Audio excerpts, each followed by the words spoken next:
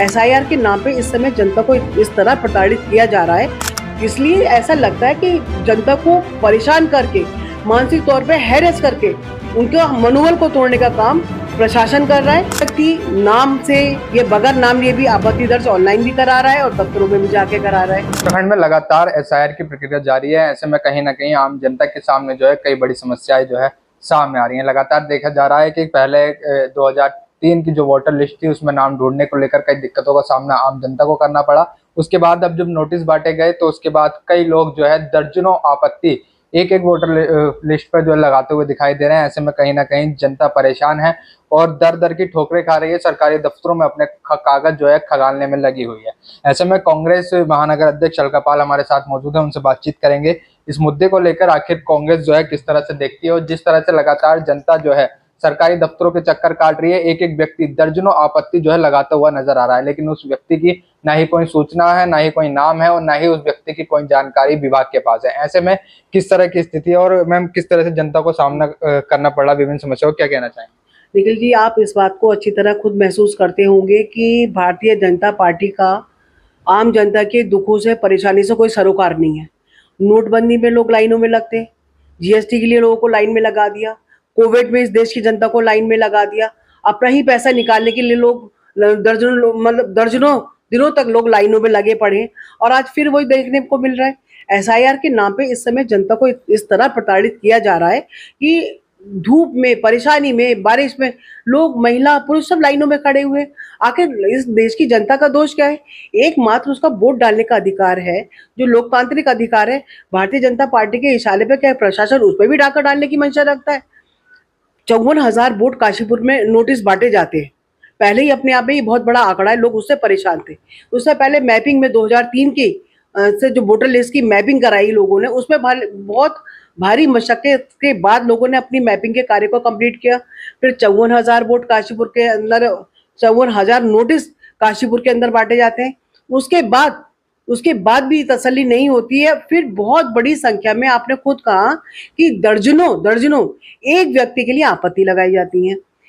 वो व्यक्ति नाम से, ये बगैर नाम लिए भी आपत्ति दर्ज ऑनलाइन भी करा रहा है और दफ्तरों में भी जाके करा रहा है। तो हम ये प्रशासन से जानना चाहते हैं कि अगर ये आपत्तियां फर्जी हैं और पूरे तरीके से ये आपत्तियां फर्जी हैं, अगर ये आपत्तियां फर्जी होंगी तो क्या प्रशासन उनके खिलाफ कानूनी कार्रवाई करेगा? जबकि एसआईआर में गलत जानकारी देने पर कानूनी कार्रवाई का, ठोस कानूनी और कठोर कार्रवाई का प्रावधान है, यह आप सब लोग जानते हैं।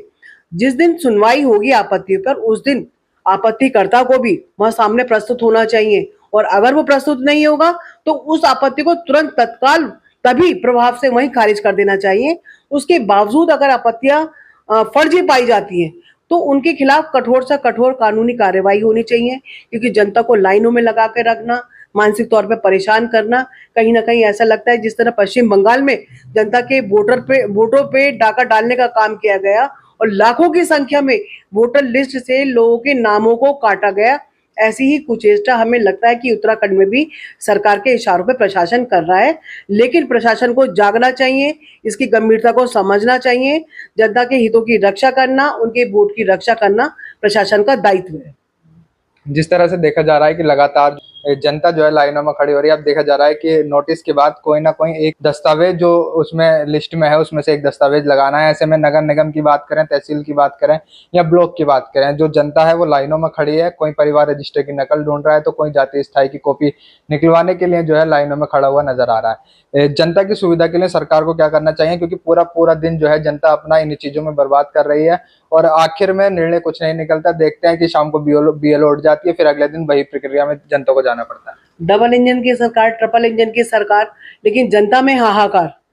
इतनी जनता परेशान हो चुकी है। 2003 और 4 में जब एसआईआर हुआ तो शायद आपको, हमें या आपके परिवार के लोगों को पता भी नहीं चला कि किस तरीके से शांतिपूर्ण एसआईआर हो भी गया।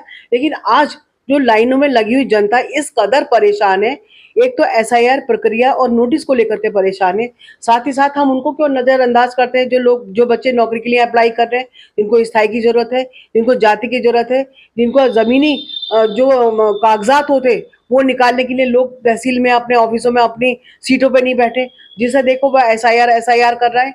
आज तहसील के अंदर प्रमाण पत्रों के नाम पे कोई कहीं सुनवाई नहीं हो रही है, चाहे किसी की नौकरी लगे ना लगे, किसी की नौकरी लगी हुई छूट जाए, प्रमाण पत्र बनाने के लिए कोई तैयार नहीं है। हर व्यक्ति ये कह रहा है कि सारे जो दफ्तर है, सारा जो टीम है वो एसआईआर में लगी हुई है।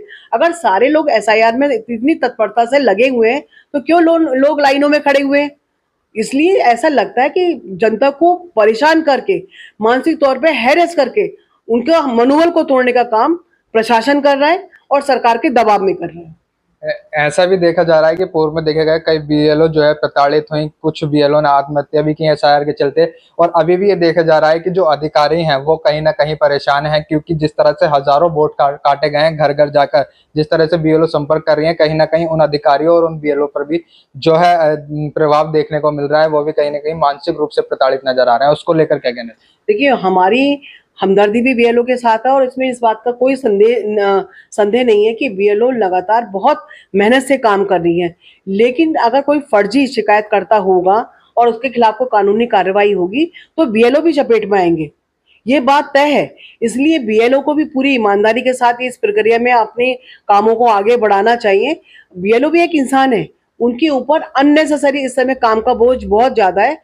प्रक्रिया को जितना सरल हो सके उतना होना चाहिए। गैर कानूनी जितनी आपत्तियां लगाने का काम है इसको बिल्कुल भी बर्दाश्त नहीं करना चाहिए।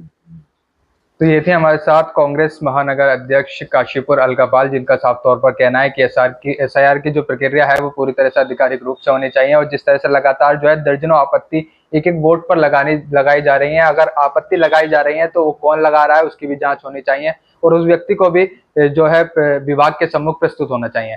ऐसे में इस विषय को लेकर आप किस तरह से देखते हैं, कमेंट सेक्शन में कमेंट करके जरूर बताएं। धन्यवाद।